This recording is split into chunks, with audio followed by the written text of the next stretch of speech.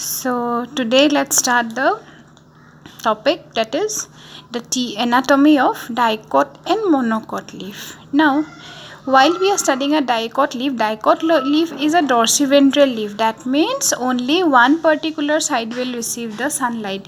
One side is darker and the other side is lighter. So that particular leaf is known as the dorsiventral leaf. Now, this is the structure of a dorsiventral leaf. Okay.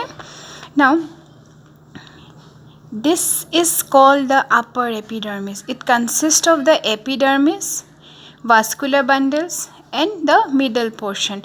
Now the outer layer, upper part, is known as the upper epidermis. Upper epidermis is the cells are oval or round, or they are rectangular cells, and they are very compactly arranged. These are transparent cell. These are similar to that of what we have got in the stem part, and it is covered with an outer layer that is called the cuticle. This cuticle helps in reducing the rate of transpiration. Okay. Now next to the cuticle, epidermis, then after epidermis lies the tissue system, which is known as the mesophyll. Now normally in stem we get the ground tissue, but here instead of ground tissue we will get the mesophyll tissues. But in what happened, dicot leaf, the mesophyll tissue is divided into periset parenchyma and sponges parenchyma. Now actually these are parenchyma cells, so they will help in storage function. Okay. Now the pellicate parenchyma are very compactly arranged. These are vertically elongated cells and they are compactly arranged in 3 or 4 layers. And here huge amount of chloroplast are present. That's why these are the main seat of photosynthetic activity. As compared to the pellicate layer, the spongy layer, here the cells are loosely arranged. They are circular type, oval type shapes, and they are loosely arranged. Here also chloroplast are present, but compared to the pellicate layer the number is quite less. Okay, and they also help in photosynthesis. Then next to that is the vascular tissue system. Now vascular tissue system consists of the xylem and phloem. Okay, here the vascular bundles, normally it is present in the midrib region, and the vascular bundles is surrounded by a sheath which is known as the bundle sheath. Okay, and within the bundle sheath the xylem and phloem are present. Phloem lies towards the lower part, xylem towards the upper part. Phloem consists of sieve tube, companion cell, phloem parenchyma, phloem fiber. Xylem also consists of all the 4 cells.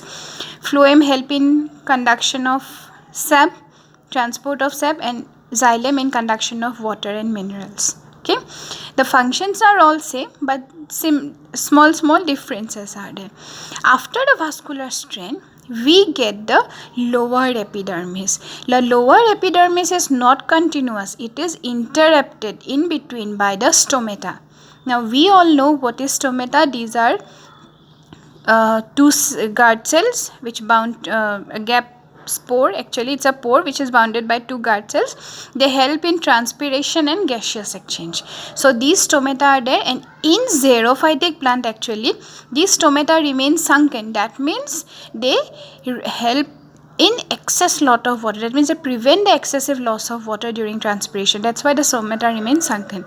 So this is the basic structure of a dicot leaf or a dorsiventral leaf. Okay, that means here we will get the upper epidermis covered by cuticle, lower epidermis interrupted by stomata, mesophyll tissue which is divided into pellicate and spongy layer, and in between is the vascular bundle. So this is the whole structure. These are parenchyma cells, and in between sclerenchyma cells are there, vascular bundle between the sheath. Some sclerenchyma cells are also present. So this is the whole structure of the dorsiventral leaf or the dicot leaf. Again, in comparison to the dicot leaf, this is the monocot leaf. Monocot leaf, these are called the isobilateral leaf. That means here both the surfaces will equally get the sunlight. Now these are also here also upper epidermis and lower epidermis are present. Epidermis are interrupted by stomata on both the sides. Cuticle is present which will check the excess loss of water. Then in between the epidermis, some cells become enlarged. They swell up due to water deposition, and they are known as the bulliform cells. And sometimes what happen, they become flaccid due to water deficiency, and that time what happen, the leaf curls. So the main cells which are responsible for leaf curling are the bulliform cells. Okay, then vascular bundles. Throughout there are small vascular bundles in the mesophyll tissue, but in the midrib region large vascular bundles are there.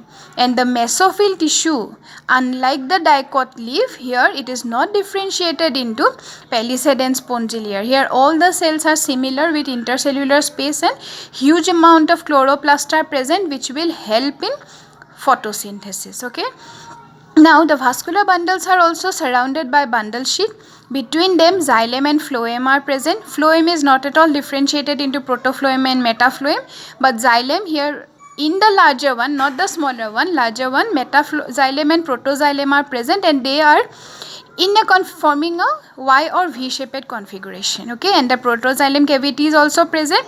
So this is the whole structure of monocot leaf. So you compare both the structures, everything is given to you. Compare the structures, study the notes, go through the diagrams properly, and if there is anything, any doubt, please then let me know.